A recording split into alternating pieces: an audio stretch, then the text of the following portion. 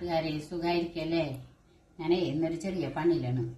ഒരു കഷ്ണം കാബേജ് കിട്ടിയിട്ടുണ്ട്, അതൊന്ന് തോരൻ വെക്കണം. പിന്നെ ഒരു പടവലങ്ങ അടുത്ത വീട്ടിൽ നിന്ന് തന്നിട്ടുണ്ട്, അപ്പം അത് തേങ്ങ അരച്ച് വെക്കണം.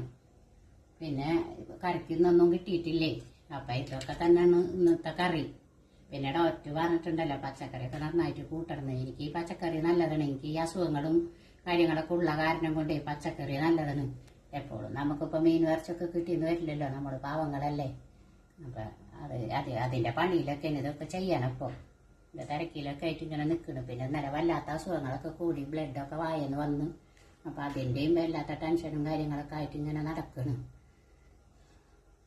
ഇവിടെ ഒറ്റ 2 ദിവസം മുപ്പിട്ട് പോയിട്ടുണ്ടായിരുന്നു. അപ്പം ജൂബിലിക്ക് ലീസ്റ്റൊക്കെ തന്നിട്ടുണ്ട്, അതിന് പോകാനായിട്ടൊരു നിവർത്തിയില്ലാണ്ടൊക്കെ ഇങ്ങനെ ആലോചിച്ച് വിഷമിച്ചൊക്കെ നിൽക്കണമെന്ന് വല്ലാത്തൊരു സങ്കടത്തിലാണ്.